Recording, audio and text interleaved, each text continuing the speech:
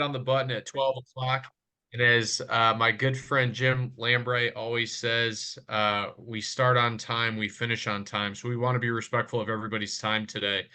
We're talking about CMAs today. We've got two experts in the industry here, one out of the DC, Virginia, and Maryland market, and then another out of the Northwest Atlanta, Georgia market. And look, we've spent a ton of time over the last, call it, 6 weeks with all this changes in with the NAR settlement. And we're spending a ton of time talking about buyer presentations and buyer rep agreement getting signed and the relationships between buyers and getting commission and all that. And I think one of the things that it's important not to lose sight of is that the most important thing that drives is a business catalyst in our industry is generating listings. And it's why there's, the age old adage for realtors as you list, you last. And I think it's important when generating listings, it's one, how to get the listing appointment and how to get in the door. But then it's, more of how to run comps, how to run data, and how to effectively price property so you can provide that most accurate information to the seller that you're meeting with. And look, there's nothing worse that's happened to me where you go into a listing appointment and you're unprepared, you don't know about the property, you don't have the right information, and ultimately somebody called you for help to list their property. You walk in and you give them a reason to call somebody else, and at that point you lose the listing. And listings are those things where if you got an opportunity at them, you got to capture them up, you got to nail your presentation, and you got to lock those things down. So I'd love to bring our first guest on, Tony Williams. He has been in the business since the end of 1979. So when you're talking about somebody who is a true professional that has lived through changes in our market and not only lived through them, but he's excelled through them.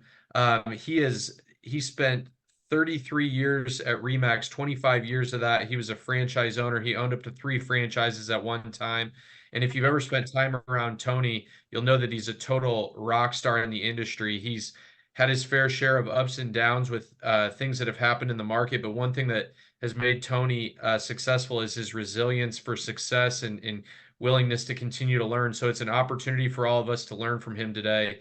It's pretty incredible. So Tony, let's turn it over to you and talk to us about just your CMA process and what everything looks like on your perspective, and being somebody that has the tenure of the business that you have, just some tips, some pro tips that you can provide for our agents, I think is just something that is invaluable to be able to learn from you.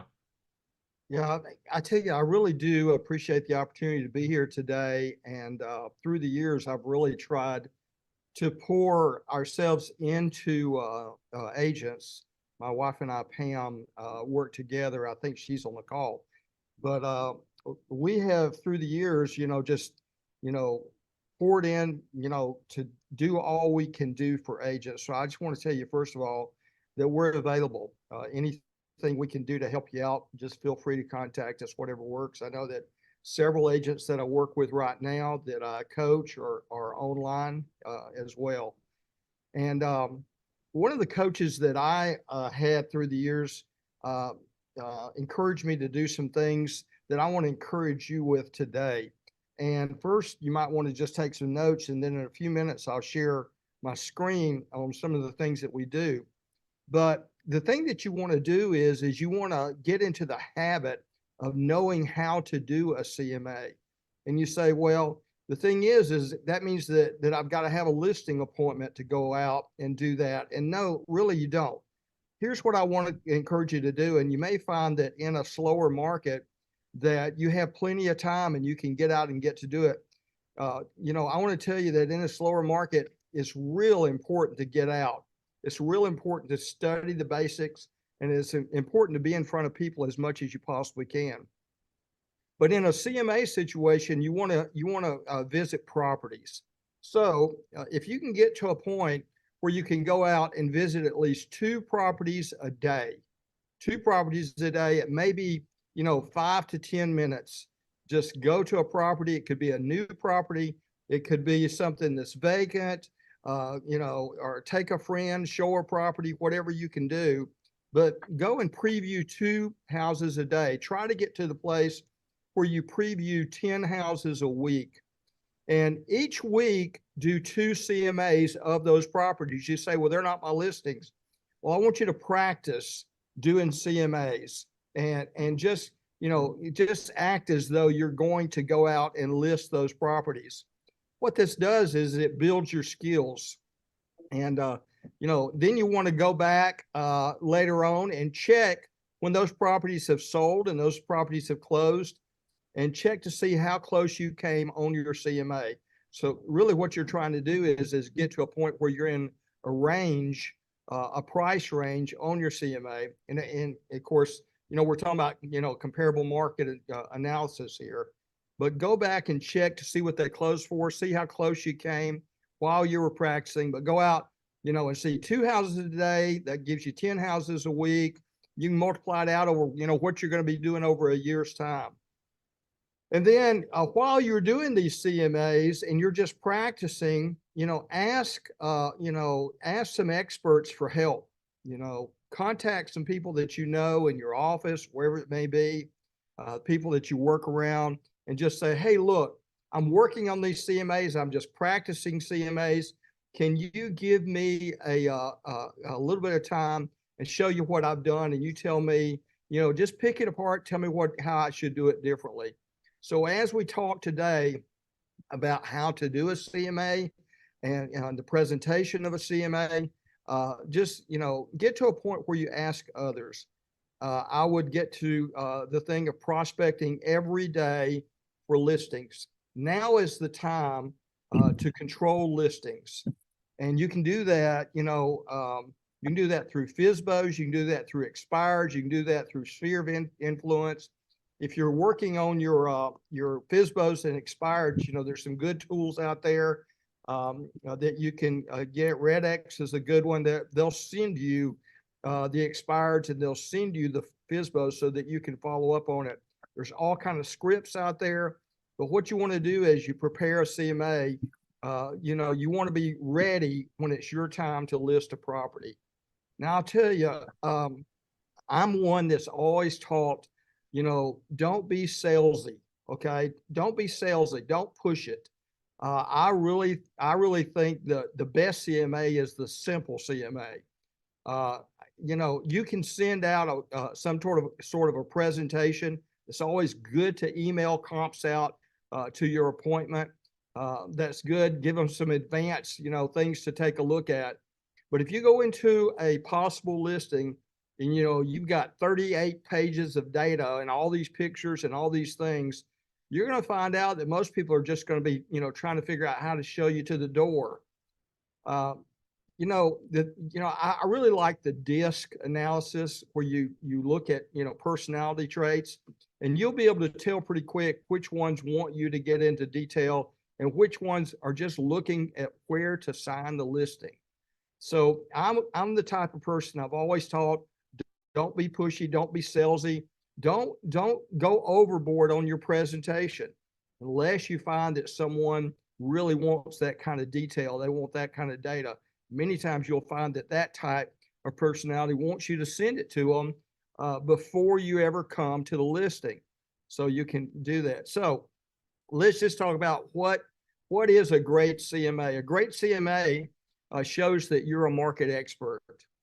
And I'll tell you, I was, at church yesterday, and I had 2 people come up to me and says, hey, what do you think about this market? And I want to tell you, I have to know what the market's doing if I'm going to answer those kind of questions. You can't do the PFA method, which is pluck from air. Can't do that. When people say, tell me about what you think about the market is, they want some specific things about where they live, or they wouldn't be asking you. Well, Tony, Yeah. let's jump in and just talk about that real quick because Yeah. a colleague of mine, he went to a charity event tied to his son's daycare this weekend, and he walks in and the first guy says, hey man, you're a realtor, right? You drop your kid off right after I drop my daughter off. And man, we moved here from this place and we have a primary residence and 3 rentals, and our realtor just retired. Do you know about this, that, and the other? And can we get coffee scheduled so you could talk to me about how you're going to help me find investment properties? And my team member was able to then have the conversation with him immediately on the spot to earn the opportunity to have a client. And I think I wrote it down a couple things, a couple bits of wisdom you had about previewing properties.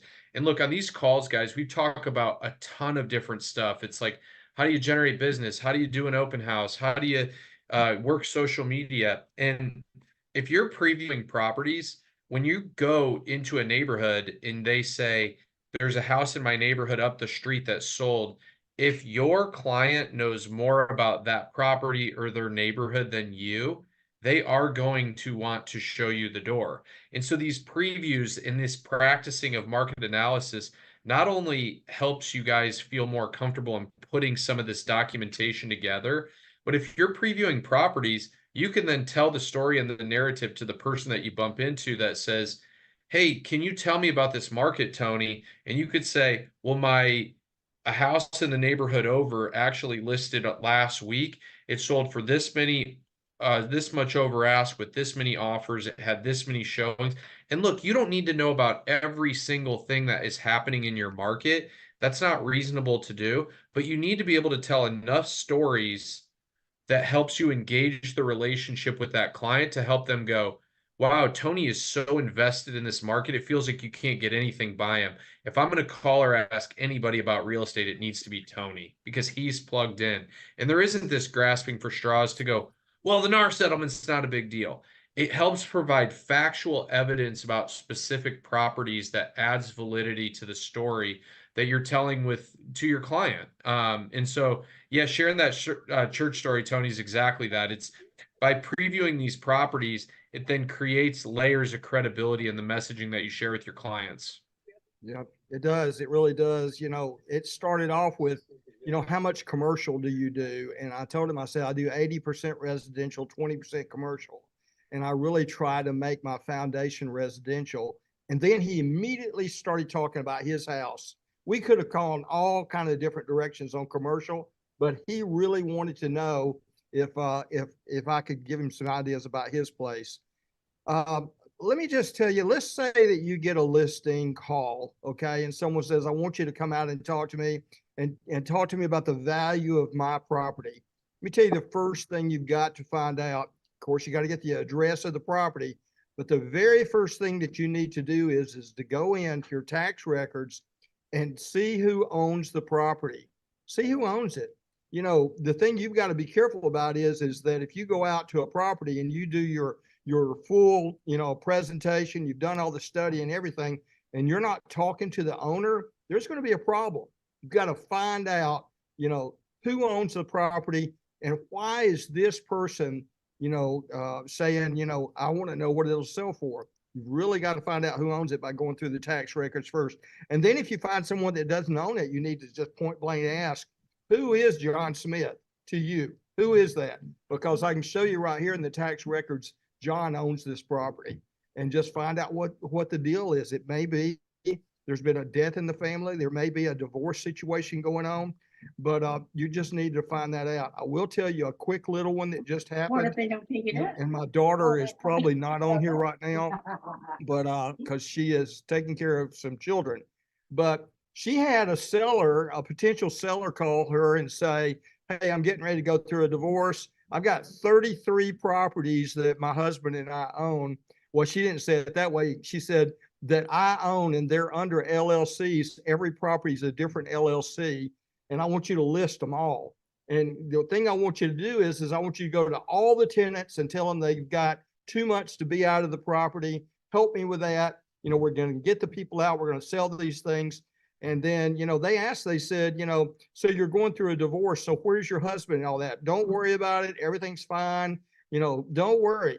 So they started going to the tenants, and they said, hey, the owner is going to sell this property. First of all, do you have an interest in buying the property yourself? And they said, if so, we're going to get you pre-qualified to get a loan. They had one tenant who wanted to buy one of the other properties, one of the 33. And of all things, the lease was so low, he had nearly $300,000 sitting in the bank. So he was going to pay cash for this other property. So they went to the other property. They said, hey, look, we're going to work this out where you're going to move, these people are going to buy it. They put it under contract. The whole thing happened. The day before the closing, this is in a 2-week period of time, the day before the closing attorney, the title company representative in some states, contacts him and says, got a problem. This LLC has the husband on it as well. Does he know what's going on? Well, no. The wife said that she's doing it all and she's in charge. Well, not according to these documents. So they contacted the husband, okay, who was on the title. And you know what he said? Take every one of them off the market, tell every tenant to move out, and I'm going to raise the rents on everything and put new tenants in there. Immediately, they had a problem because they, at that time, had 2 under contract. Earnest money was all up. The cash deal had already transferred the funds to the attorney's office, and it was just a big mess. So they had to wind back. Why? Because they didn't have a clear position on who the owner actually was. When someone says, I can sign for the LLC, you better get the documentation to see what the LLC says, okay? So the first thing is who owns the property. One of the things that I do is I look for suggested value first, okay? And what I do is I pull up the tax records, I look at what we call RVMs, which is I look at my tax records and I look to see what the range of the property should be. I'll go in and I'll look at, say, a Redfin. Redfin has better data than Zillow does, okay? And then I'll go in and I'll open up my MLS system. I'll look at KV Core. I'll show you how I do that here in a second. And I'll look to see what suggest price range may be. And then after I've confirmed the sales price and what it should be, then I'm talking with my seller a little bit more, and I just kind of get a feel of where they are. I say, it looks as though you have some neighbors there that sold in this price range. And if immediately they'll go, no way, I'll sell it that low, we've got to have a real discussion on what they're thinking about, okay? And just go in there. So, you really look into where the seller's feel is on everything as well. Now, one of the things I do is I'll pull up that property. I'll run a history on it in the MLS system. I'll see what they paid for it. I'll check to see the date that they bought the property. When I check that year, I'll look at what the market was like at that particular time. Was the market better or worse when they purchased it? I'll get the square footage. I'll check, of course, beds, bath, basements, how many levels, condition, those types of things. I'll look in some of the earlier pictures of that property to see if they have done upgrades, okay? Walking into the property, we'll be able to tell right away if they've done upgrades and get a kind of an idea. I had a guy tell me one time, he says, hey, you need to know, that I had this house built and I have bigger nails than anybody else in the neighborhood. So my house is worth more. Okay, bigger nails, that makes a big difference. It really does. And, you just have to kind of see where they are. You get the square footage, as I said, how many beds, how many baths, does it have a finished basement, those things. When you're looking at that property when they purchased, what were the days on the market back then? That'll give you an idea of what the market was like when they purchased it. And then, of course, checking the photos of the previous listing. This will give you an insight of the upgrades that they've done. That's checking the public records of the property. Then the next thing is I'll check automated values. I'll check the MLS system. I'll check RPR. I want to tell you the NAR has a great tool that's free to most of us called RPR, and it'll tell you a lot about the property if you just look into that. And then I'll make a note of the different values that are in the different tools. And then you find that they start to kind of lay in where they should be. I don't put a lot of credence into Open Door or into Zillow pricing. They're just rarely correct, okay? Now, you look in your MLS in a particular neighborhood, you get the closest value. You do this by putting the neighborhood name and draw on a map encompassing the streets. Now, the thing that you want to be careful about is a lot of times I'll see that agents, what they'll do is they'll just get kind of lazy with it. and they'll go in, and when they do a search, they'll draw a circle around an area. But you really need to get the neighborhood that it's in. Okay, a circle will work if it's a property on land and you're wanting to get out a couple miles. But really, the very best data is the neighborhood that they're in. So, search by that neighborhood or draw the streets, where that neighborhood is to get the correct values.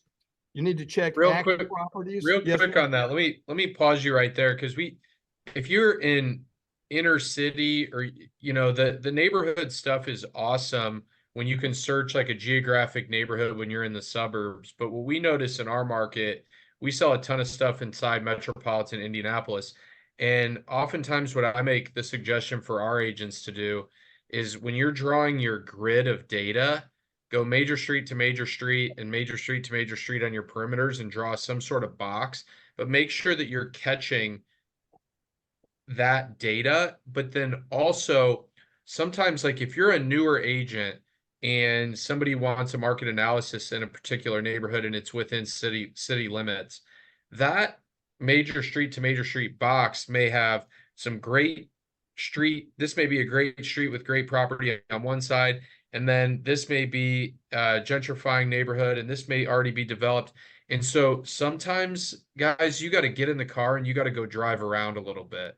And it can show you that, hey, this property here, while it falls within this limit of this geographic neighborhood, up here in this northwest quadrant of that box is totally different than what's in the southeast corner. And so while you're drawing that data and you're acquiring that information, it's important that you have the full scope of information because you may be selling the nicest house on the worst street of that box, or you may be selling the lowest house on the best street in that box. And that stuff matters when you're calculating the value of walking in the door. Go ahead. I just wanted to add that in. sure, yeah. So you get the area, get as close to the comparable area as you possibly can. The next thing you want to do is you want to check the active properties. One of the things that you'll find is that when you're sitting down with a seller, they're very emotional about what they're doing most of the time. And you want to know what the competition's doing. It may even mean, hey, let's get in the car. I'm going to make an appointment, show you what the competition's doing. You have a price range, and they need to get inside to see that property, to see how nice that big screened-in porch is, or that finished basement is, and what's been done with that theater room and things like that. So the thing that you want to do is pull up those actives and be prepared, because that's what the competition is going to do. When you're checking on your comparables, make sure that you make the adjustments so that you have fewer and fewer. Some people, they go and they'll go, hey, let's go get as many comparables as we possibly can. No, really what you want to do is if your house that you're looking at has 4 bedrooms and you got all the 3 bedrooms pulled up, and there's 30 more houses that were sold or actively on the market, you need to bring it down and put the 4 bedrooms in. Put just the finished basements in to bring it down where it should be. And then real important is the square footage. Getting correct square footage. Now it may mean going into your tax records and seeing like you got a house that's got 5,000 square foot, but 2,500 of it is a finished basement or an unfinished basement. So it may mean going into the tax records to actually see what's going on with the square footage. Check prices, to see if the seller on those comps, contributed any closing cost. That has a lot to do with price. And I'll tell that seller, I'll say, notice here, this is a $300,000 price, but they paid $10,000 in closing costs. They contributed that. So really that was like they sold it for $290. Okay. Making sure that they understand that when a seller contributes something to the sale, that makes an adjustment in their net. Look for properties that are close to the subject properties and look at the condition to compare it. You're a detective looking for data. That's really what you're doing. And you're looking for the bottom and upper price range in the area. You're looking to, you may have an idea of what price range you want to be in, But the thing is you're looking, why did that sell so low? Or why are they asking so much? Okay. And get your bottom and high ends as well. You can check showing time. Yeah, showing time is what we have in Atlanta. And you can check your showing time to see, are they getting, this is on active listings, are they getting showings? You know, you may look at something and you say, wow, that's on the upper end of the price range.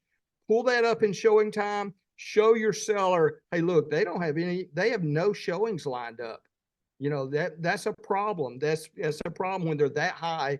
You know, you want traffic. Now, I've always told my seller the whole answer in everything is to get traffic. Get as many people through this house in the shortest amount of time possible, and get it priced right so that we can get all the traffic that we can possibly get. That way you're going to get the highest price you possibly can. Now, check the sales history in MLS to see what was happening with these properties. You know, there'll be price changes. It'll show you when there were contracts pending. It'll show you when things fell through. You'll see withdrawals in there. So check the history in the MLS of the properties as well. And then when pricing, you know, keep the prices. I always keep them on a $5,000 increment. You know, every once in a while I'll go out, and I'm not going to name the big red company, but for some reason they put, you know, $998,000. I'm like, well, you know what you did is you just missed everybody above $500,000. You do better off, you know, listing it out as even $500,000. And what happens is when a search happens and that buyer's out there looking around, you know, they're looking, you know, between 475 and 500. Yeah, they're going to see it if it's below 500. But if you would have listed it at an even 500, everyone that's looking at 500 to 525 is going to see it. Where if you do it just below by $100, all those people are going to miss it. So you want to do all that you possibly can to get as much traffic as you possibly can to the property. Let's see here. Keep the net sheet simple. Now, when we were in real estate school, you know, they talked about all the different prorations and all the different things that you could put into a net sheet. I want to tell you, here's all I put on a net sheet, and you can make a note of this.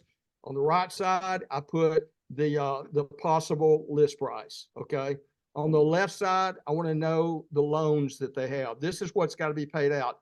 And of course, this is an approximate amount because you've got the interest that's going to change at the day of the closing. But put that first mortgage there. If they've got a second mortgage, put it there as well. I'll then go in and I'll put in my commission that's going to be paid out. And I'll say, you know, I'll go through the whole process, and this is a whole different discussion. This is how I come up with the commission because it's going to get us the traffic in here. Then the other thing that I'll do is I call it, you know, a tax proration, but really not a tax proration. Essentially, you have to have something for junk fees, okay?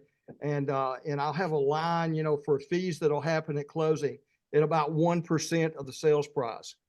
Then most importantly, you know, I'll put, let's say that I've got a $500,000 list. I'll say, hey, I'm going to put in here $10,000 worth of negotiations. I always put parentheses around it, and I'll tell them the reason that I have parentheses around this is just between you and I. You know, if we need to use that $10,000 for negotiating, great. If we need to use that $10,000 toward closing costs, great. You and I know that something's there that we can work with. And the whole reason for this is that if you give them a net figure and they hang their hat on the net figure, you better have some negotiation in there so you can work all that out in the end. And then I just add up those expenses. And I noticed that I didn't put tax proration in there. You say, well, wait a minute, you got to prorate the taxes and all. Yeah, you do. I'll ask them, I'll say, do you have an escrow account? Yes, I have an escrow account. If you have an escrow account, what's going to happen is that they're going to prorate your taxes. They're going to charge you the proration at closing. And then 30 to 45 days after your closing, you're going to get your escrow account back. So that's going to wash out. So I didn't try to do all the calculations of all the tax prorations. I just said, you know, you have that. Now, if they don't have an escrow account, you got to work on that proration, give them an idea about what that's going to be. Add up the expenses, subtract it from the list price. That gives them a possible approximate net walkaway. Okay. So I try to keep it as simple as I possibly can. And again, I really want you to, try not to be salesy. Now, I just want to give you, I'm going to share a screen real quick, if I could there, Mr. Alex, and see if I can share the Go ahead. screen. Some of you have, you're asking me, well, what else do you use other than the MLS system? I use KV Core. And if you go into KV Core and you pop up these three lines right here, you'll see on the left here, you'll see all the different categories that are in KV Core. And if you go into marketing, okay, you just click on all marketing, what's going to happen is the marketing is going to come up. And then a free tool that you have, if you have KV Core, is Core Present. So just click on Core Present. It's going to load up. And when you go into KV Core Present, win the listing, just hit start. This will help you do a CMA. You put in an address. I've got an address here that I just kind of picked up. Let's say I'm going to do 4985 Millwood Drive. Okay, Millwood Drive. It'll come back up again. This is going to be in Canton, Georgia, which is out in the area where I am. Let me move my Zoom deal here. And then I just hit next. And when I do that, what it does is it pulls up the square footage, the year built, how many bedrooms it has. I click on next. When I click on next, I can see all the different comps that are around that area. Now note it did the circle. So I'm going to change that. I'm not going to go into this right now, but I would change this where I could look directly at the neighborhood. If I look under property type, I make sure that my property type is single family. How many beds do we have? Yes, that's correct. We have 5 bedrooms. What's the square footage? I can use the square footage. Now, what it's going to do in its comps, it's going to look on a 20% of each side of the square footage to give you a range of square footage. Okay. The year built, you want to make sure that's the same thing that matches up in your tax records. And then it'll show you, when it was closed, those types of things. Going back up to the top here, I can see what it's going to search for in these comps. Okay. And then I can view it. Now, the red that you see here, those are the ones that match that are sold. Okay. The ones that are a little darker, these are the ones that are just outside of the criteria. So you can see, well, here's the 520 sales price, 5 bedrooms. It's 29% smaller. Would I want to add a much smaller house to my comps? If I want to, I add it to my comps. But this is something that's available to you in KV Core as a KV Core tool, and you can get into this a little bit further, and it'll create the presentation for you. Matching up, you can take out or add in comps in this as well. Okay, so I will stop right there and let our next presenter go, if that's okay, Alex, unless there's any questions. Yeah. This was awesome. Thanks for doing this. Does anybody have any questions in here? I'll bring the chat up and get everything up to speed on that. Tracy Lovig says, NAR RPR will also show you off-market properties that have sold. So if you're looking through that as a way to find comps or anything, there's some off-market stuff in there. Oftentimes, again, if you're dealing with neighborhoods or somebody's neighbor, if it sells off market, your client may have a little bit more data than you. So it's important to check there to make sure you're getting all your information. Celeste Barr says, I had a client who was adamant they had a 3,000 square foot home, and I checked the public records and it was 2178. And what's interesting about that, we had a client it was a year ago, had told us they put this big addition on their house and they did all this stuff. And he's like, man, my colleagues like, Alex, the square footage doesn't feel right. We ended up going all the way back into finding the property card that showed the drawing of the house. And we were able to look and say, what did they say they added? Oh, they showed they added this right here. We ran our own math equation to find out that we were getting ready to market the property at an incorrect square footage relative to what the seller had told us. And when we did that, we found that, man, we would potentially have listed the property far too high. So it's important to find as much data in that when doing that as possible. Caleb Kowalski, Kowalczyk. This is mind blowing. Thanks so much. This helps a ton. Yeah, exactly. Awesome, Tony. Thank you for doing that. So cool. Let's jump into our next person here. Kelly Jackson. She has been in the business over 23 years. She's been with EXP over 2 years. She focuses on the DC, Maryland, and Virginia markets. Um, Kelly, why don't you jump in? Tell us a little bit about yourself and then some things that you do when it comes to running CMAs and yeah, take it away.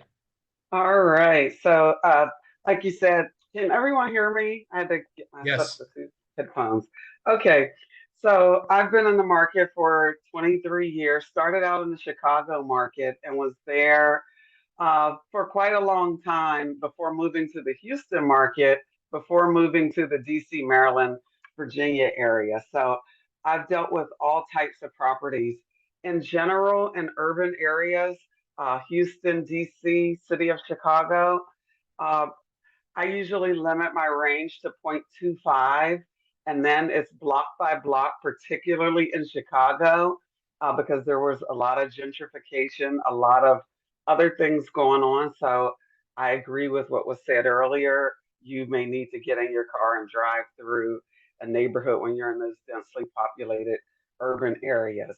In the suburbs, which Houston is really a big suburb, uh, usually we go about a half-mile radius, and then properties that are in the country, like Loudoun County, where I'm working right now, we usually go a 1 mile radius. Properties are on larger lots, and so in order to pick up, and I do not cross school districts.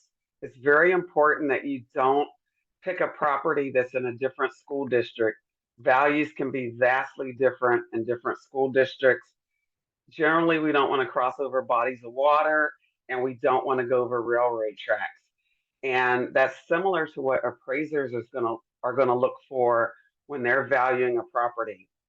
Times where we need a CMA are going to be, of course, if you're going on a listing appointment, you want to position yourself as a local expert as well as educate the seller.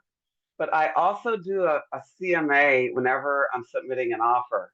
I want the buyer to know what's going on in that market as well.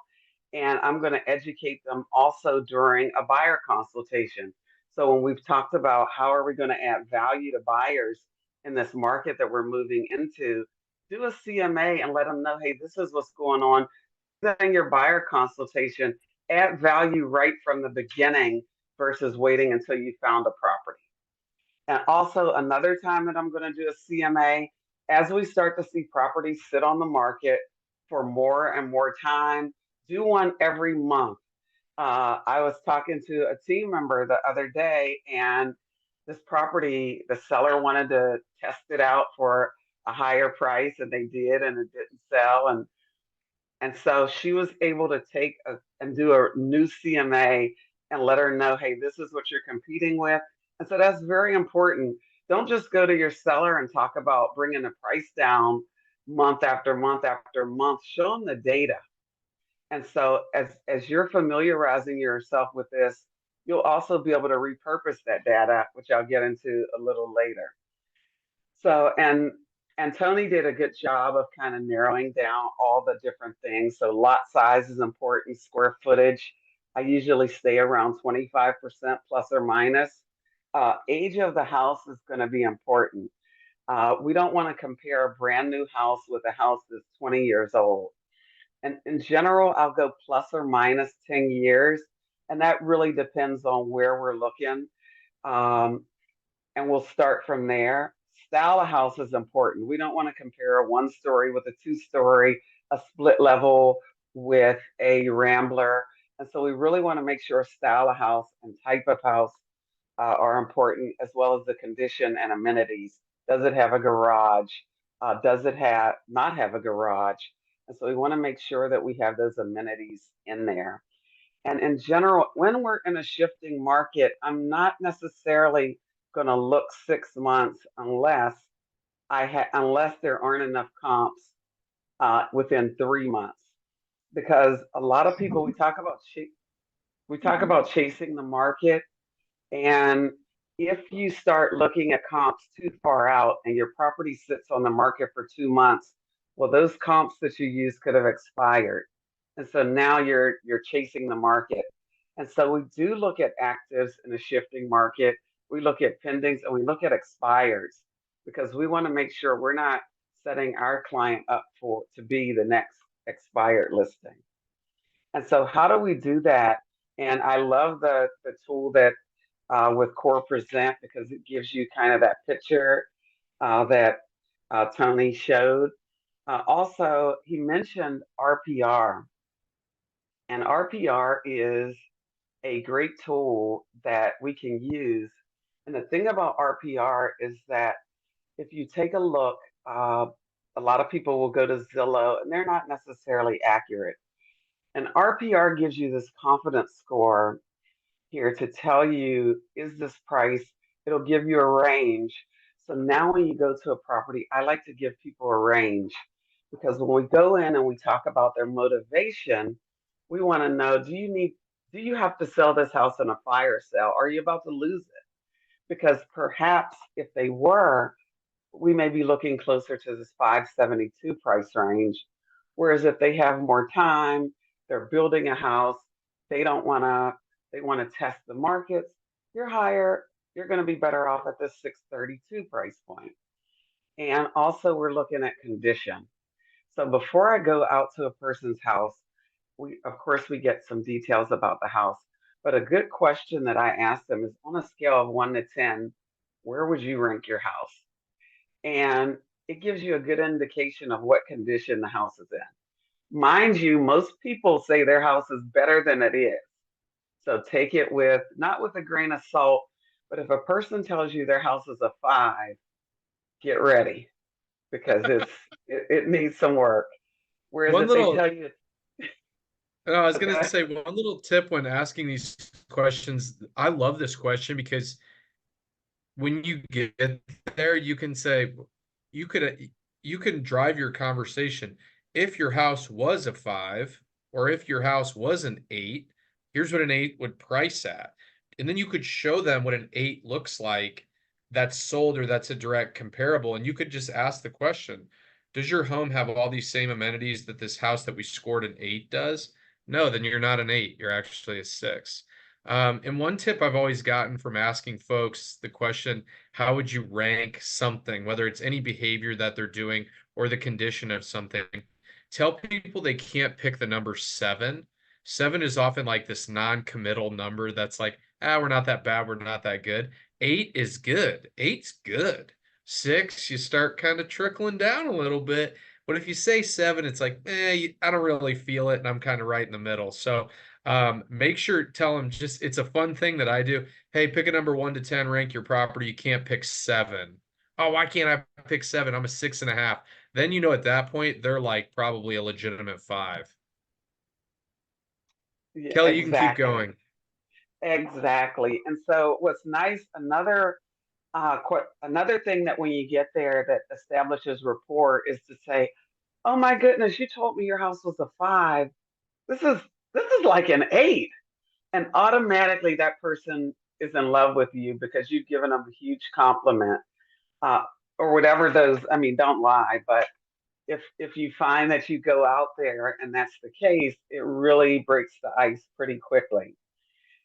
And so we ask that question because I'm usually going to bring 3 values for people. And I'm also going to show them the comps and say, your house. And as I'm showing them the comps, and we're not focusing a whole lot on the comps, a lot of times it's a conversation. And when we talk about it, I'm going to say, which one do you think is closer to your house? I'm going to already let them know that. But after I'm done showing them comps, I'm going to say, which one do you think you would fall more in line with? Because I'm giving them the opportunity to pick to based on logic and not emotion. And so it's very important that we separate our sellers from logic and emotion. And so another tool that I'm going to use because we are in a market that's shifting. And so our MLS is a great place to go. But another free tool, and I'll share the screen, and it is free. And so you don't have to This property that I showed you was in Leesburg, but this tool basically tells a client where we are in the market. So if you go to altusresearch.com and you choose generate report, if you don't choose generate report, they want to charge you some money. This is free, and we like free. So you can see that that seller that is still holding on to the fact that it's a seller's market is now starting to delude themselves. We're trending right on over to, we're at a balanced market and we're trending toward a buyer's market. And so that'll help us as we're explaining things to a seller client. We can tell them, and we can use this for buyers as well, to tell them what market we're in. If a buyer wants to lowball an offer and we're in a seller's market, we can immediately show them the data. So use these reports. They're free reports. You can share them, you can print them, but it shows you what's going on in that neighborhood. And so when we talk about pricing ahead of the market, we can actually look and say, okay, this is what's happening in this price range. It's taken this many days to sell. In this price range, it's taken this long. In this price range, and so forth. And so now we can prepare our clients for reality versus fairy tale land, as we used to say. So I'm going to This stop is, the share. yeah, this is awesome. I love that you give the option of conversation with your client too, right? Like, I mean, look, I look at when you're acquiring listings, nobody wants to take an overpriced listing, but how I would learn the metric of what kind of listings we should be shooting for and where as professionals we can kind of bend the rules a little bit about what we're willing to take. I do kind of a thumbs up, thumb down method, and I tie it to where they want to price and what the motivation of the seller is. So if you have a high price and you have high motivation, I would take that listing because the motivation will help bring the price over time. It will help pull that number down. Motivation will drive over the price when motivation is high enough.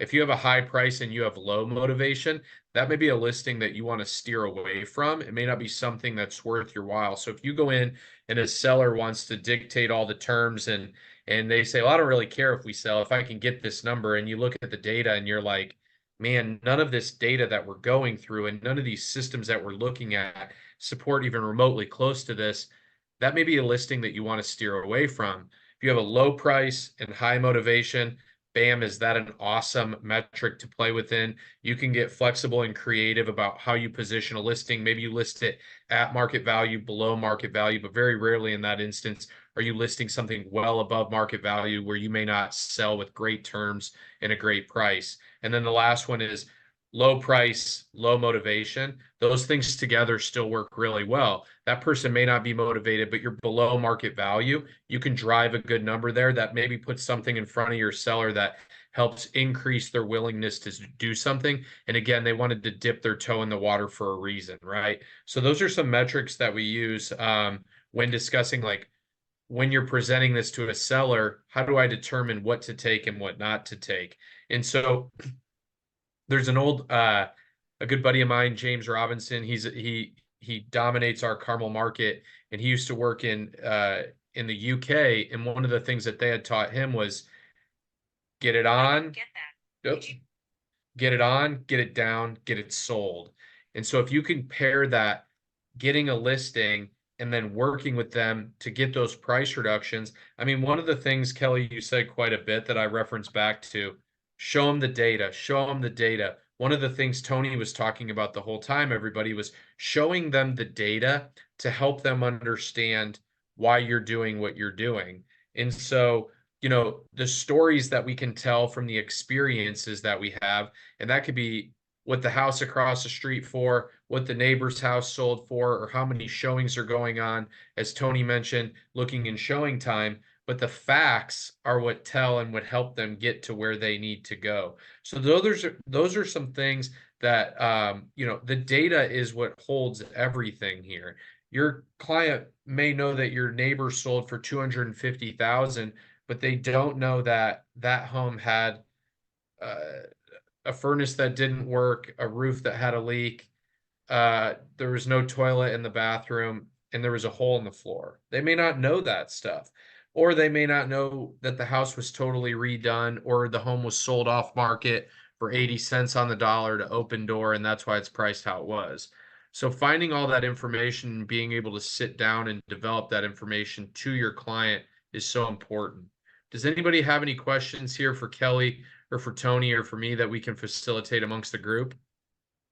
So I wanted to just talk about, so before we do that, when we Yeah, talk about the data and positioning ourselves as an expert, there's a couple ways that we can repurpose this data to use it for our advantage. So number one, studying this data, as Tony went into, is super important. But we can also do unsolicited emails in our database, which emails them a CMA on their property. That's a great way to lead generate, because to people who, and every single January, sending one out to your past clients. All your buyer clients should be getting a CMA every year from you to let them know where they are. It's all about being top of mind in this industry. And so if you do that, it's giving before we ask. And so you're earning the right to ask them, to call them and ask them, do they have a real estate need? Do they know anyone? You're providing that value up front. So every year, at minimum of once a year, you should be providing a CMA for your clients. In Texas, we send out a CMA for our clients so that they can protest their taxes. That's a big deal in Texas. In Houston, taxes are very uh, pricey. Also, at a home inspection, I personally feel like that's the worst use of my time, attending home inspections. So, what I will do when I go to a home inspection and the buyers haven't got there yet and there's some dead time, I'm taking a CMA to the neighbors and saying, hey, did you realize we just sold your neighbor's house at 123 Main Street? The home inspection is going on now. I just wanted to share with you what was going on in this market. So you can repurpose that same information and data that you have, print out a couple copies, and take it with your information on it to the neighbors. Be a resource. Don't just waste time hanging out in a neighborhood for 3 hours when you can actually go and do some lead generating right at that time. So home inspection CMA is something that we've employed for a while, and it gets conversations going with neighbors, and that's future business. You can do the same thing at your open houses. Have a neighborhood CMA to educate the consumer that's coming through the property. So those are just, so take those old home value leads and give them a CMA. Um, it's a great way, and schedule time on your calendar to look at values. Even if you don't have a seller that you're meeting with, actually schedule some time with you in the market, because the only way to become an expert is to actually know the data. There's a lot of tools, but you actually have to look at the data and know how to interpret it. That's kind of the next step. You can also go live. Keith does a weekly market update. You can do that on YouTube, Facebook, LinkedIn, where you are kind of acting like a news anchor and educating people about the area. So don't just think, this is a one off, I'm giving this to a seller or a buyer, but make sure that you're actually using the data in other ways. For your newsletter, for example, if you send out to your top 100 or to your farm, you can use that same information that you collated for that listing appointment. Hey Kelly, Melvin Burrell asked, how many pages is your CMA that you can pass out to your neighbors when you're doing the neighborhood stuff? So when I do the neighborhood stuff, I usually do it's no more than 2 pages. It's usually a one page. We want to just get them into conversation. I don't want to give them too much data that they don't need me. It's just enough to spark a conversation and possibly to set a future appointment. I'd be happy to walk through your house. We can schedule a time now, or I could come after the home inspection's over. That's Yeah, fantastic. Who else has questions? Alex, one thing to throw into that is, get a source to do a CMA that's not the same that everyone else is using. You know, everyone goes to their MLS and creates that CMA presentation, but get a source, you know, like I showed you in the KV core, you may find that no one is showing something like that. So it's fresh when you show it to the prospect. Absolutely. Think about when you're walking into a listing presentation, how many people have a leave behind and everything looks the same? How can you be a differentiator amongst the competition? Um, Kelly, I love how you talk about like the systems that you use to provide information to past clients. One thing my team and I have recently invested in, it's some of you guys have probably heard of HomeBot. That kind of has like been in our market for a little bit. We just invested in a new system called Fellow, Fello. Yeah, And I'd be that's what happy we to, use. yeah, we just started about 2 weeks ago, and I've had, so what it does is every 2 weeks it sends an automatic home evaluation request. Click here if you want a home evaluation, and there is an AI generated system that will generate a home valuation for them. And I get a notification of when that lead comes through, and then we contact that lead immediately and say, "Hey, I saw you were looking for some information about your property. What did you think about the home valuation that came back?" And again, what we're looking for as a group is we're just looking for conversation starters to provide values to our sellers, right? So I think it's important to make sure, like our database, we have to be doing more for our database, providing them opportunity, providing them information, than to just call and go, "Hey, you want to sell your house?" You know, and when somebody says all the time, like, you need to call your database. Well, what information are you going to share with them? You need to be coming with items of value to be able to provide something for them, which makes that conversation much easier and much more natural for you. Um, who else has questions? This has been awesome. Kelly, Tony, you guys are total rock stars. Gosh, your presentation on what you're putting forth in front of potential sellers is through the roof good. Yeah, and that's all about give and get. The more that we give, the more that we get. And so we've got to be the knowledge broker, and also we have to be the ones who are controlling the narrative around what's going on in the market, not allowing the media to tell our clients what's going on. They're not out there doing this.